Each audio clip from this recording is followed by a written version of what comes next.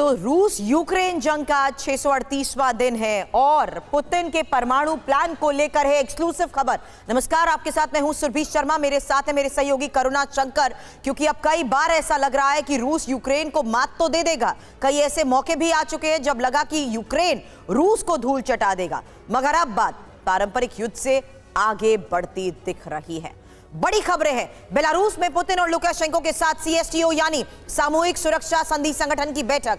इसमें परमाणु प्लान को लेकर हुई बात। सीएसटीओ की बैठक में नेटो की नजर, वहीं ज़ेलेंस्की ने रूस की तबाही की दे दी है डेडलाइन।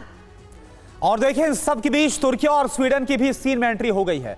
आखिर क्यों ऐसा हुआ, इसकी वजह आज हम आपको बताएंगे और साथ ही कुछ ऐसी एक्सक्लूसिव खबरें आपको दिखाने वाले हैं जो रूस यूक्रेन जंग का रुख मोड़ सकती है। और आपको सबसे पहले दिखाते हैं रूस यूक्रेन जंग से जुड़ी 5 बड़ी वीडियो ब्रेकिंग क्या है, ये खबर आप देखिए और जानिए। रूसी गोलीबारी में फंसे यूक्रेनी जवान, बंकर में रेंगते हुए नजर आए यूक्रेनी जवान। दहशत में महिला जवान चिल्लाने लगी, बंकर के जरिए निकलने की कोशिश। अवदिव्का में रूसी टैंक से हमला किया गया। और यूक्रेन के खेरसों में रूसी सेना के हमले को लेकर खबर मिली, जहां रूसी सेना ने 2 दर्जन से ज्यादा गोले दागे हैं। हालांकि स्कूल, हॉस्पिटल और दुकानों को यहां निशाना बनाया गया। और एक और बड़ी खबर, D-20 होवित्जर तोप से बमबारी का वीडियो सामने आया। कुपियांस्क में रशियन फोर्स का हमला, कई यूक्रेनी सैन्य ठिकानों को टारगेट पर लिया गया।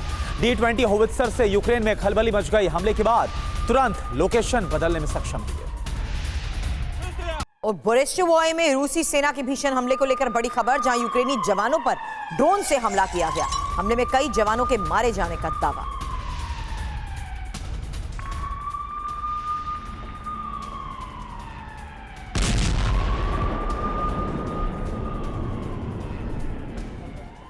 और एक और बड़ी खबर, थाईलैंड पहुंचा एडमिरल पेंटेलेव। थाई सेना के बेस सट्टाहिप पहुंचा है रूसी नौसेना का ये बेड़ा। 2019 के बाद पहली बार थाईलैंड पहुंचा रूसी बेड़ा। तस्वीरें हम आपको दिखा रहे हैं। और आज की एक और सबसे बड़ी खबर है, जहां जंग के बीच पुतिन बेलारूस के दौरे पर पहुंचे हैं। सीएसटीओ समिट में शामिल हुए हैं पुतिन। हालांकि बेलारूसी राष्ट्रपति लुकाशेंको से पुतिन की मुलाकात को लेकर भी बड़ी खबर आई। आपको बता दें, लुकाशेंको ही अभी सीएसटीओ के अध्यक्ष हैं। सामूहिक सुरक्षा प्रणाली में सुधार पर चर्चा को लेकर भी बड़ी खबरें मिल रही हैं। लेकिन यूक्रेन जंग के बीच जिस तरीके से लगातार हालात बने हुए हैं, ये बैठक बहुत महत्वपूर्ण हो जाती है, जहां पुतिन इस वक्त बेलारूस में ही मौजूद है। तो यूक्रेन जंग के बीच मिल रही चुनौती को लेकर पुतिन सीएसटीओ के सदस्य देशों के बीच सुरक्षा सिस्टम को और मजबूत करने पर अब जोर दे रहे हैं। समिट के बाद रूसी विदेश मंत्रालय की ओर से व्लादिमीर पुतिन का बयान भी जारी किया गया। नाटो की चुनौती के बीच सीएसटीओ समिट, आखिर कितनी अहमियत है इसकी। सभी सदस्य देशों की टीम पूरे साल सक्रिय होकर काम कर रही है। इस मंच ने हमारे सहयोगियों से मजबूत संबंधों को और आगे बढ़ाने में काफी मदद की है।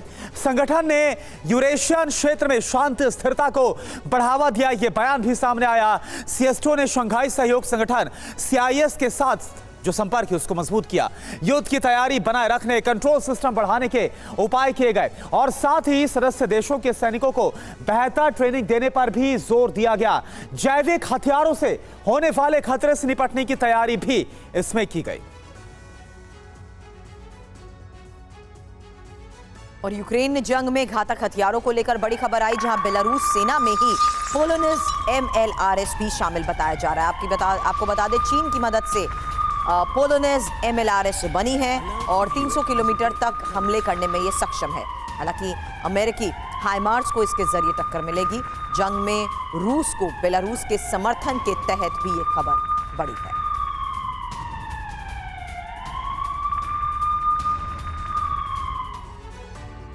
और आइए अब देखते हैं कि सीएसटीओ यानी कि सामूहिक सुरक्षा संधि संगठन में आखिर कौन कौन से देश हैं जो किसके सदस्य देश हैं। तो सीएसटीओ में कौन कौन से देश शामिल हैं? इसमें है रूस, इसके साथ साथ बेलारूस और आर्मेनिया। हालांकि कजाकिस्तान, किर्गिस्तान और तजाकिस्तान भी इसका हिस्सा हैं, लेकिन इस गठन का मकसद आखिर क्या होता है ये भी समझ लीजिए, क्योंकि बड़ी खबरें हैं। जहां नेटो के जवाब में रूस और बेलारूस की पहल, नेटो में अभी कुल 31 देश सदस्य हैं और सीएसटीओ में अभी 6 देश, जबकि 2012 में उज्बेकिस्तान सीएसटीओ से अलग हो गया था और 2002 में ही सीएसटीओ के बीच सैन्य गठबंधन पर भी मुहर लग गई थी। हालांकि इसकी बैकग्राउंड के लिहाज से ये जानना और समझना आपके लिए जरूरी है कि युद्ध के हालात के बीच में अब ये जो बैठक हो रही है, आखिर किस मकसद से आने वाले वक्त में ये बैठक बड़े फैसले लेती हुई नजर आएगी। करुणा। बिल्कुल, और देखिए सीएसटीओ में सोवियत संघ का हिस्सा रहे देश सदस्य हैं। सदस्य देशों की सुरक्षा एक बहुत बड़ा मकसद है, कैसे उनको सुरक्षा प्रदान करना। और इसके अलावा संगठन के पास 20,000 सैनिकों का दस्ता है। वक्त वक्त पर संयुक्त युद्धाभ्यास भी सीएसटीओ के सदस्य देश करते हैं और इस युद्धाभ्यास के जरिए अपनी ताकत भी वो दुनिया के सामने रखते हैं। और एक बड़ी खबर का हम रुख कर रहे हैं, यूक्रेन जंग के बीच काला सागर यानी ब्लैक सी में एक्शन बहुत तेज हो गया है रूस की तरफ से। काला सागर में दुश्मन को रूस की चुनौती, अटैक हेलीकॉप्टर की काला सागर में उड़ान देखने को मिली। इससे पहले हमने आपको वो खबर दिखाई थी जब ब्लैक सी के सेवेस्टोपोल के पास जो रूसी नेवी का अड्डा था वहां से अपने वॉरशिप्स को मूव करके दूसरी तरफ ले जाया गया था, अपनी मौजूदगी को कम किया था। लेकिन एक बार फिर से अब रूस यहां पर खुद को मजबूत करता हुआ नजर आ रहा है।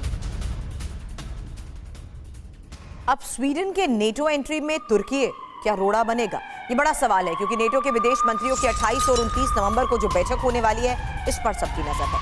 स्वीडन के आवेदन पर तुर्की मोहर नहीं लगाएगा, ये एक बड़ी खबर निकलकर सामने आ रही है, क्योंकि जिस तरीके के हालात बने हुए हैं तुर्की इस बात के पहले ही संकेत दे चुका है। ऐसे में नजर है 28 और 29 नवंबर को होने वाली बैठक पर। तुर्की ने कुछ ही महीने पहले फिनलैंड को नेटो में शामिल करने पर हरी झंडी दी थी, जिसके बाद फिनलैंड नेटो का 31वां सदस्य बना था। लेकिन फिनलैंड के साथ स्वीडन के आवेदन पर तुर्की बार बार अड़ंगा लगाता रहा है। कुछ डिटेल जानकारी आपके सामने रखते हैं ये समझाने के लिए कि आखिर स्वीडन पर तुर्की का ये विरोध क्यों बढ़ता हुआ नजर आ रहा है। जहां स्वीडन ने नेटो में एंट्री का आवेदन 1.5 साल पहले दिया था, लेकिन रूसी खतरे की वजह से स्वीडन नेटो में एंट्री भी चाहता है। करुणा। बिल्कुल, और देखिए तुर्की पहले भी कई बार स्वीडन पर विरोध जता चुका, लेकिन ये समझना आपके लिए बहुत जरूरी है कि आखिर क्यों तुर्की का विरोध है। दरअसल स्वीडन में तुर्की के विरोधी गुटों को शरण देने से काफी ज्यादा नाराजगी है। कुर्दिश पार्टी को स्वीडन के समर्थन से तुर्की बेहद नाराज है। हालांकि तुर्की में कुर्दिश लड़ाके कई बार जिस तरीके से हमले कर चुके हैं, ये एक बड़ी वजह है। साथ ही इराक, सीरिया में भी तुर्की भी कुर्दिश पर कई हमलों को अंजाम दे चुका है। और स्वीडन और तुर्की के बीच कई बार जिस तरीके से इससे पहले बातचीत होती आई है, अब इस बैठक पर भी सबकी नजर है, क्योंकि स्वीडन में सक्रिय कुर्दिश को तुर्की आतंकी संगठन मानता है। ऐसे में स्वीडन को कई बार कुर्दिश के खिलाफ एक्शन लेने की बात भी कही जा चुकी है। और एक और बड़ी खबर आ रही है, इसका हम रुख कर रहे हैं। ब्रिटेन में 30,000 यूक्रेनी सैनिकों को ट्रेनिंग दी जा रही है। पिछले साल जून से 30,000 जवानों को लगातार ये ट्रेनिंग दी जा रही है। यूक्रेनी सैनिकों को ट्रेनिंग में 10 देशों की मदद। और देखिए जो एक्सरसाइज की जा रही है उसकी तस्वीरें भी आपको हम दिखा रहे हैं। यूक्रेनी सैनिकों की ट्रेनिंग, और बीते साल से ही ब्रिटेन में सैनिकों को ट्रेनिंग देने का काम जारी है।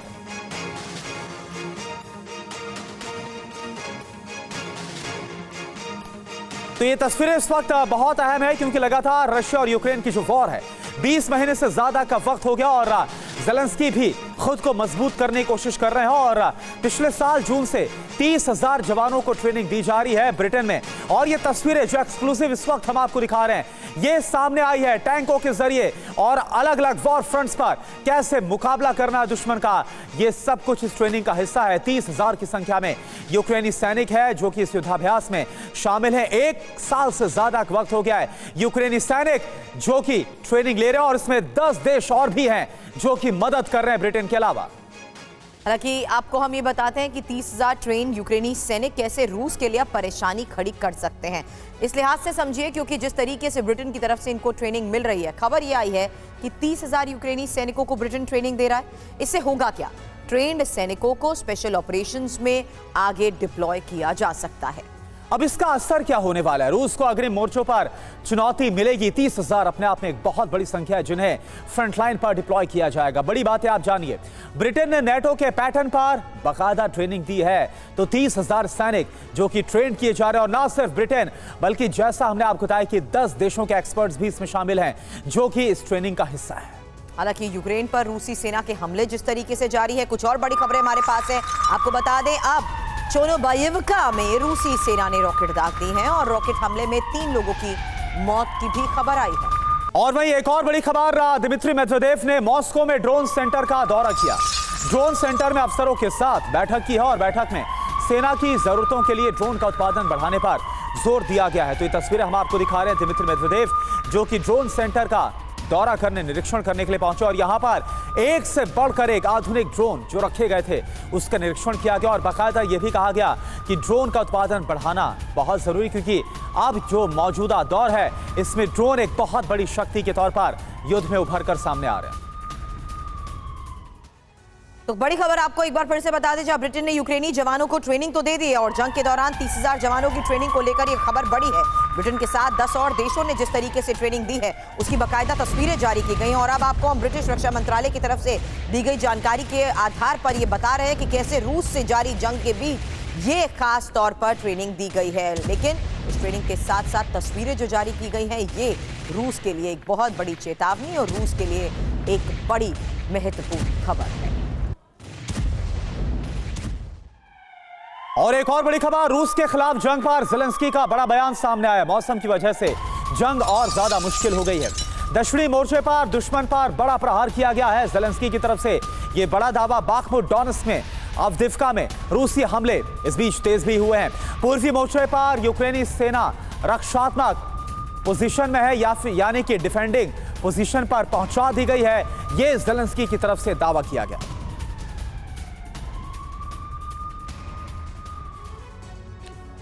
तो रूस यूक्रेन जंग के बीच मौसम भी एक बहुत अहम रोल प्ले करता हुआ नजर आ रहा है। ठंड बढ़ रही है और ठंड बढ़ने से दोनों देशों की सेनाओं के लिए मुश्किलें, चैलेंजेस भी बढ़ जाएंगे जिसका सामना करना पड़ रहा है। इन मुश्किलों के बीच ज़ेलेंस्की ने रूस को अगले साल यूक्रेन से बाहर करने की कसम खा रखी है, लेकिन यह क्या वाकई में हो पाएगा संभव? ज़ेलेंस्की की कसम रूस की होगी हार, यह दावा करते हुए ज़ेलेंस्की नजर आ रहे हैं यूक्रेन के राष्ट्रपति। यूक्रेन 2024 में रूस को अपने देश से बाहर कर देगा, बाकायदा डेडलाइन और वक्त भी देते हुए नजर आ रहे हैं। रूसी कब्जे वाले आधे से ज्यादा इलाके को मुक्त कराया जाएगा, यह दावा। और साथ ही इस साल ब्लैक सी की बात की जाए, काला सागर के अधिकांश इलाके से रूस को हम खदेड़ देंगे, यह यूक्रेनी राष्ट्रपति बोल रहे हैं। सुरभि, हालांकि यूक्रेन की एयर डिफेंस को मजबूत करने में मदद भी काफी अहम साबित हुई है और एयर डिफेंस सिस्टम और मिसाइल लोगों की जान भी बचाती नजर आ रही हैं, क्योंकि युद्ध की चपेट में जिस तरीके से आम नागरिक भी इसकी चपेट में आए हैं, प्रमुख शहर पूरी तरीके से अब विश्वसनीय एयर शील्ड से कवर कर दिए गए हैं और मजबूत एयर डिफेंस सिस्टम से काला सागर में सफलता की गारंटी की बात ज़ेलेंस्की की तरफ से कही गई है। हालांकि एयर डिफेंस सिस्टम मिलेगा, बुनियादी ढांचे को ठीक करने में इसकी मदद को लेकर भी ज़ेलेंस्की आश्वस्त नजर आ रहे हैं, लेकिन ये साफ हो चुका है कि ज़ेलेंस्की एक बार फिर से युद्ध के हालात के बीच ये साफ बता रहे हैं कि किस तरीके से अभी भी युद्ध में यूक्रेन रूस का कड़ा मुकाबला करने के लिए आगे भी तैयार है। और वहीं बंधकों पर इजरायली प्रधानमंत्री ऑफिस का बड़ा बयान सामने आया और यहां होने वाले बंधकों के नाम मिले हैं। बंधकों के परिवार वालों के संपर्क में है ये इजरायली प्रधानमंत्री ऑफिस यानी कि इजरायली पीएमओ की तरफ से कहा गया है। तो आज जो फर्स्ट लॉट रिलीज किया जाएगा बंधकों का, जो फर्स्ट फेज में 13 बंधक आज रिलीज किए जाएंगे हमास की तरफ से। इस पर इजराइल के प्रधानमंत्री ऑफिस की तरफ से आधिकारिक तौर पर यह बयान आया है। रिहा होने वाले बंधकों के नाम हमें मिल गए हैं। बंधकों के परिवार वालों से अब संपर्क भी हमने साध लिया है और उन्हें बाकायदा इस बारे में इत्तला कर दिया गया है, जानकारी दे दी गई है। तो आज से बंधकों की रिहाई शुरू हो जाएगी और इसमें पहले चरण में आज हमास 13 बंधकों को छोड़ रहा है। बंधकों की रिहाई आज की सबसे बड़ी खबर है, लेकिन इसका पूरा प्लान आखिर है क्या, समझिए। क्योंकि कई दिनों से जारी बंधकों की रिहाई की बातचीत का नतीजा आज निकलेगा। इजरायल और हमास रिहाई की डील के लिए तो राजी हो गए हैं। आज इजरायली बंधकों की रिहाई होगी। पूरा प्लान डिटेल आपके सामने, क्योंकि 4 दिन के सीज फायर की शुरुआत आज से हो रही है। हर दिन 13 इजरायली बंधकों को छोड़ा जाएगा। हमास ने इजरायल को बंधकों की बाकायदा लिस्ट भी सौंप दी है। इंपॉर्टेंट यह भी है कि आईडीएफ ने बंधकों के नामों की जांच भी अब पूरी कर ली है। युद्ध विराम का समय सुबह 10:30 बजे का बताया जा रहा है, जबकि रिहाई का समय है शाम 7:30 बजे। हमास और इजरायल किस तरीके से इस पूरी डील को लेकर अभी तक बातचीत करते आए हैं, उसी की डिटेल आपके सामने। क्योंकि एक इजरायली बंधक को हमास रिहा करेगा, उसके बदले में इजरायल को 3 फिलिस्तीनी कैदियों को छोड़ना होगा। ये बंधक रिहाई के उस पूरे प्लान को देखते हुए तमाम जानकारियां TV9 भारतवर्ष एक्सक्लूसिव आपको दे रहा है, जहां बता दें सुबह 10:30 बजे से होगी शुरुआत और शाम 7:30 बजे का वो वक्त जब TV9 भारतवर्ष सीधा गाजा से एक्सक्लूसिव तस्वीरों आपको दिखाएगा बंधकों की रिहाई की। वहीं गाजा में IDF के भीषण हमले की भी तस्वीरें सामने आ रही हैं। लाइव रिपोर्टिंग के दौरान बमबारी की एक तस्वीर अब आपके सामने होगी। आपको बता दें हमले के बाद लोगों में भगदड़ मच गई। जाहिर सी बात है हालात को देखते हुए भगदड़ यहां पर मची, लेकिन युद्ध विराम से पहले IDF की तरफ से जिस तरीके से हमलों को अंजाम दिया जा रहा है, एम्बुलेंस के पास हवाई हमले की ये तस्वीर आप देख रहे हैं। और देखिए सेंट्रल गाजा से बड़ी खबर, जहां पर नुसरत कैंप पर IDF ने एक बार फिर से बड़ा हमला बोला। IDF के हमले में 12 लोगों की मौत हो गई है। हमले में कई इमारतें जमींदोज हो गई। तस्वीरें हम आपको दिखा रहे हैं, तबाही का मंजर इस वक्त आपके सामने। 12 लोगों की मौत की खबर आ रही है। मध्य गाजा के नुसरत कैंप पर IDF की तरफ से हमला बोला गया, जहां पर बड़ी संख्या में लोग शरण भी लिए हुए थे। और एक और बड़ी खबर, सीजफायर से पहले गाजा में ताबड़तोड़ धमाकों की आवाज सुनाई दी जा रही है। IDF ने कई अहम ठिकानों को निशाना बनाया। आसमान में छा गया धुएं का गुबार, बारूदी धुआं जो कि आसमान की तरफ उठता हुआ नजर आ रहा है। ये तस्वीरें आपके सामने आज जब सीजफायर 10:30 बजे शुरू होगा, इसके पहले की तस्वीरें।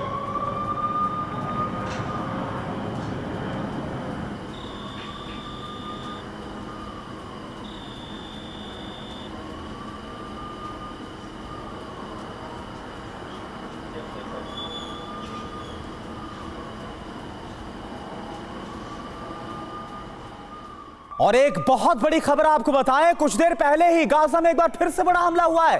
युद्ध विराम से पहले इजराइल ने हमला किया है, ताबड़तोड़ कई गोले दागे हैं। तो आज से जहां युद्ध विराम के लागू होने की बात कही जा रही है, 4 दिन तक यह सीज फायर लागू होगा, जब तक सभी बंधक और फिलिस्तीनी कैदियों को दोनों तरफ से रिहा नहीं किया जाता। लेकिन आखिर ये क्या हो रहा है? ये तस्वीरें कुछ और ही कहानी बयां कर रही हैं, क्योंकि इस्राइल की तरफ से आज लागू हो रहा है, जो कि सुबह 10:30 बजे जिस बात का दावा है, उसके पहले इन हमलों का क्या मतलब है? जो तबाही मचाई जा रही है इस्राइल की तरफ से, आखिर उसका क्या मतलब? ये बिल्कुल अभी की ताजा तस्वीरें जो सबसे पहले इस वक्त आप देख पा रहे हैं TV9 भारतवर्ष पर, फर्स्ट ऑन TV9 भारतवर्ष। और इन तस्वीरों का जरा आप मतलब समझिए कि ये तस्वीर इस बात का भी संकेत है कि भले ही सीज फायर की बात कर दी गई हो, लेकिन विध्वंस थमने का नाम नहीं लेगा।